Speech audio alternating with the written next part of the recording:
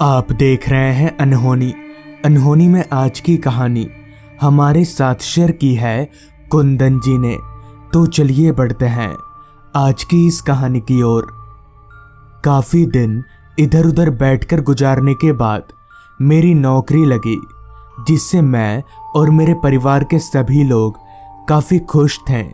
मगर दिक्कत की बात तो ये थी कि मेरी नौकरी हमारे शहर से काफ़ी दूर एक छोटे से गांव में टीचर की लगी थी। तो मुझे अपने गांव से दूर उस गांव में जाना था। इस बात को लेकर मेरे घर वाले काफ़ी उदास थे, मगर किया भी क्या जा सकता है, मुझे ये काम करना ही पड़ेगा।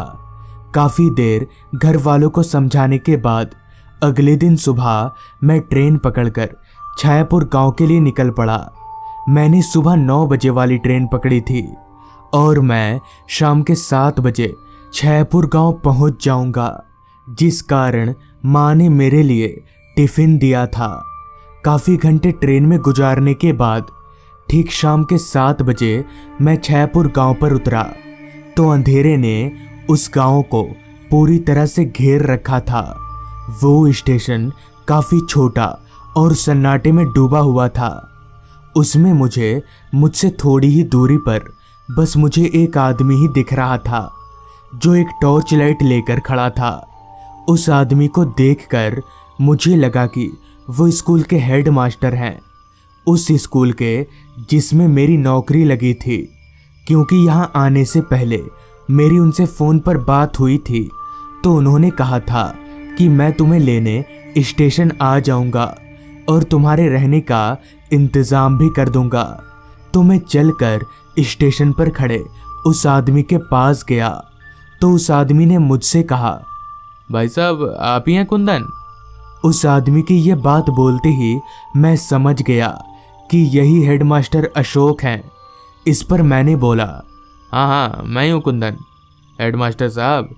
जिसके बाद हम चलकर स्टेशन से बाहर निकले तो बाहर भी काफ़ी ज़्यादा सुनसान और सन्नाटा था। इस पर मैंने हेडमास्टर साहब से कहा, क्या बात है, इस गांव में इतना सन्नाटा क्यों है? गांव का कोई आदमी भी नहीं दिख रहा। जिस पर हेडमास्टर साहब ने कहा, यह गांव रात के वक्त कुछ ठीक नहीं है। लोगों का मानना है कि अंधेरा होते ही इस गांव में आत्माएं अपना डेरा जमा लेती हैं और लोगों को अकेला पाकर उनको मार डालती हैं। हेडमास्टर साहब की ये बात मुझे कुछ हजम नहीं हुई, क्योंकि मैं इन सब बातों पर विश्वास नहीं करता था।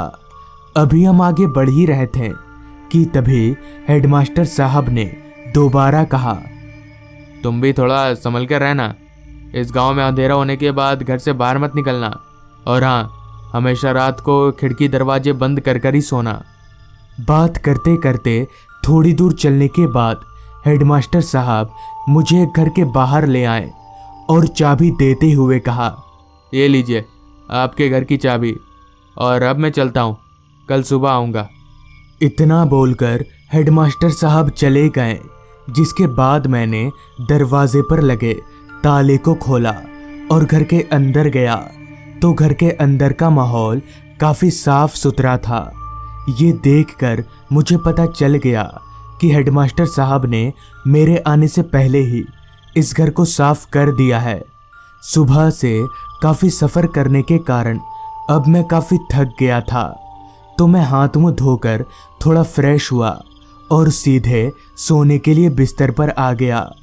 उस घर में एक खाट और एक टेबल को छोड़कर और कुछ भी नहीं था। अभी मैं बिस्तर पर लेटा ही था कि तभी एक झटके से मेरे कमरे की खिड़की खुल गई, मगर बाहर तो हवा चल ही नहीं रही थी। तो फिर अचानक खिड़की खुली तो खुली कैसे, ये सोचकर मैं बिस्तर पर से उठा और खिड़की के पास गया तो सच में बाहर थोड़ी सी भी हवा नहीं चल रही थी। तो मैं खिड़की से झांक कर आसपास देखा, मगर कहीं भी कोई नहीं था। जिसके बाद मैंने वापस से खिड़की लॉक किया और सोने के लिए बिस्तर पर आ गया। जिसके थोड़ी देर बाद ही नींद ने मुझे अपने आगोश में ले लिया। फिर मेरी नींद मेरे दरवाजे पर हो रही दस्तक से खुली तो मैंने अपनी घड़ी में वक्त देखा तो वक्त हो रहा था रात के 1 बजे का। इतनी रात गए दरवाजे पर हो रही दस्तक से मैं थोड़ा हैरान हो गया कि भला इतनी रात को कौन होगा। और हेडमास्टर साहब ने तो मुझे रात के वक्त दरवाज़ा खोलने से साफ साफ मना किया था। फिर मैंने कुछ देर तक उस दस्तक को नज़रअंदाज करने की कोशिश की, मगर वो दस्तक लगातार मेरे दरवाजे पर हो ही जा रही थी, जिससे तंग आकर मैं बिस्तर पर से उठा और चलकर दरवाजे के पास गया और चिल्लाकर पूछा, कौन है बाहर? तो मेरे ये पूछने पर कुछ पल तो सब कुछ शांत रहा। फिर दरवाजे के उस पार से एक आवाज़ आई, कुंदन, मैं हूँ अशोक। उस आवाज़ को सुनकर मैं समझ गया कि ये हेडमास्टर अशोक हैं। तो मैंने झट से दरवाज़ा खोला तो बाहर हेडमास्टर अशोक खड़े थे, मगर उनकी हालत कुछ ठीक नहीं थी। उनके सर से काफ़ी खून बह रहा था। ये देखकर मैंने हेडमास्टर से कहा, क्या हुआ सर, आपको चोट कैसे लगी? इस पर हेडमास्टर साहब ने कहा, वो मैं घर जाते वक्त गिर गया, जिससे मुझे काफ़ी चोट आ गई और मैं घर ना जाकर तुम्हारे पास ही आ गया। जिसके बाद मैंने हेडमास्टर को बिठाया और उनकी मरहम पट्टी की।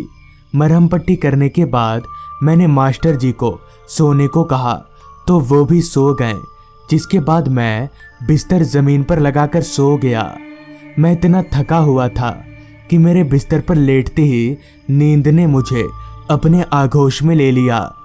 फिर अचानक मेरी आंख खुली तो कमरे के अंदर काफ़ी सन्नाटा छाया हुआ था और मुझे ना जाने क्यों काफ़ी बेचैनी सी महसूस हो रही थी। मुझे ऐसा लग रहा था कि कोई अदृश्य शक्ति मुझे अंदर से जकड़े हुए है। फिर भी मैं किसी तरह उठा और ऐसे ही पानी पीने के लिए, पानी लाने के लिए आगे बढ़ा तो मेरी नज़र उस खाट पर गई जिस पर हेडमास्टर साहब सो रहे थे।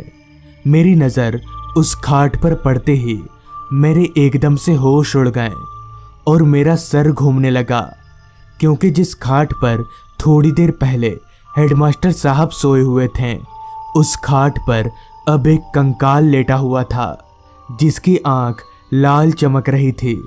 उस कंकाल को देखकर मैं जोर जोर से कांपने लगा और मुझे इस तरह कांपता देख वो कंकाल उठकर मेरे पास आ गया और जोर जोर से हंसने लगा। उस कंकाल को इस तरह हंसता देख मेरे हाथ पैर फूलने लगे कि तभी उस कंकाल ने एकदम से मेरा गला पकड़ लिया।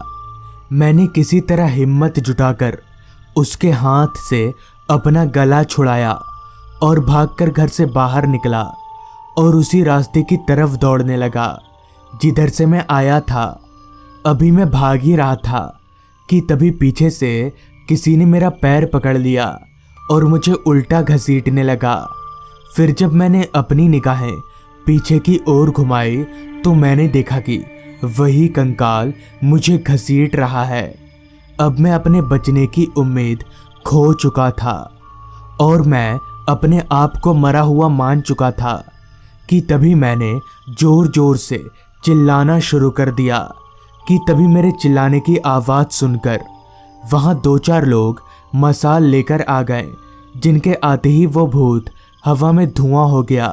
फिर मुझे पता चला कि ये रात को गांव की पहरेदारी करते हैं, क्योंकि हर रोज इस गांव से एक आदमी गायब हो जा रहा है।